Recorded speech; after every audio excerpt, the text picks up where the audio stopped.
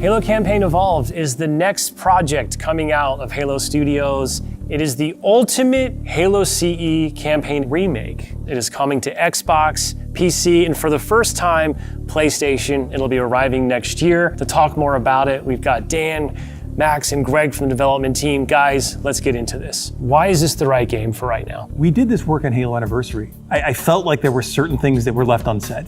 There were certain things that we weren't able to achieve at that time. There were certain things we weren't able to do. It's a great time to revisit Combat Evolved for new players, for established Halo players, and maybe even for old friends playing on different hardware today, to allow them to play together and enjoy the franchise together again. Going back to the Halo ring again for the first time. For the first time is really important, and for them to be surprised by new content and feel like excited again about exploring the ring world. For new players, this is the right time for you to jump in. Think of this as your introduction into this huge franchise we've been building for the past 25 years.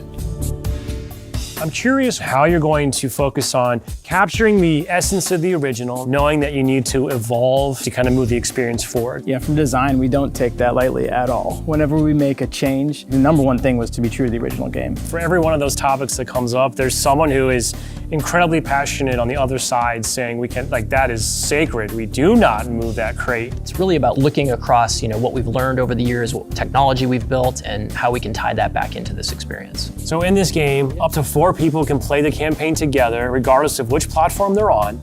And then we're kicking it old school. We can play 2-player co-op on consoles, on the couch together, just like we did back in the original.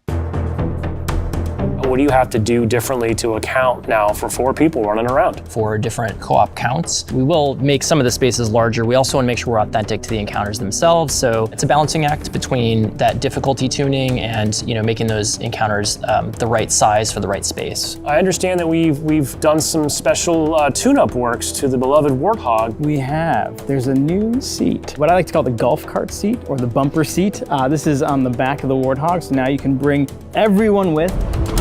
Mind if I join you? Let's talk a little bit about one of my favorite aspects of the Halo franchise. What is a skull? What's cool about it? What does it do? A skull is a gameplay modifier, generally mean-spirited. It makes the game more challenging for the player.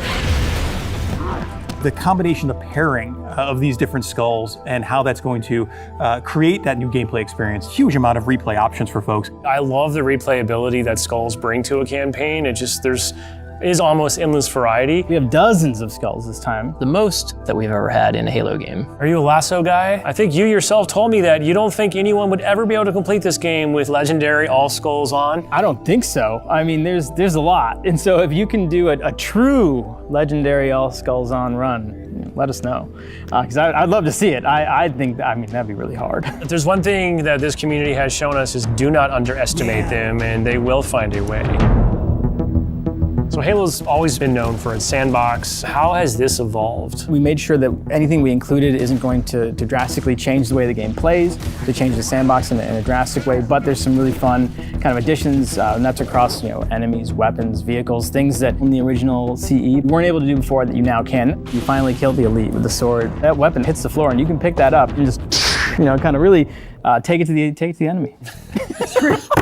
The sound design.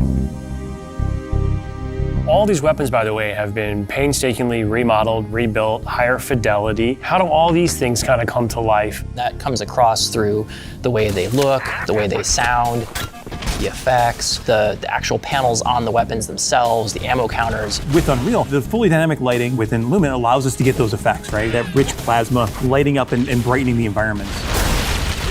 Of course, one of the hallmark elements of Halo CE is what becomes kind of a three-way battle with the introduction of the Flood. There was quite a bit of development between Halo CE and 3 to kind of how the Flood behaved and just how they interacted with the player. So we've pulled a lot of those Flood behaviors into this game. And I would say this is a learning specifically from CE to Anniversary, which is just kind of that mood, the atmosphere, the tension, the horror, and really delivering on that from the way that we stage the encounters and the setup and how we reveal the Flood. In Halo Legacy, there were some pure form units. We've pulled in a familiar friend, familiar fiend, if you will, to challenge the player. Talk to me just a little bit about how we're approaching the narrative aspects to bring it up to the same level as the rest of this game.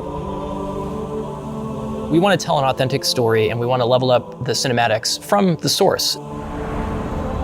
As we were building this out, we didn't just kind of put a new coat of paint over the original cinematics, right? We ended up revisiting exactly how they were blocked out, how they were sequenced, how they were put together, and we've done that across the board. We have access to original source assets, original source code, and access to the original storyboards. We are remastering, remixing the music to go along with these cinematics. We also had the core principal cast come in and re-record all the lines. How much firepower would you need to crack one of the engine shields? This really provides a degree of fidelity that we weren't able to do for Halo Anniversary. Now would be a very good time to leave.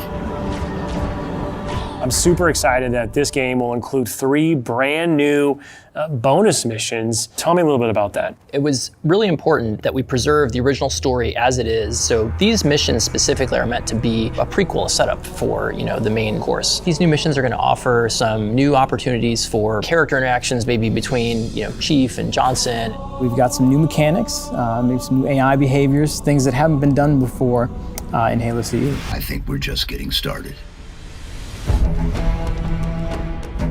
So where are we right now at this stage in development? What can you share with us? In the past few weeks, we've been able to start engaging and sending builds out to some of our community members. We can now see so many of the elements of the level really coming together.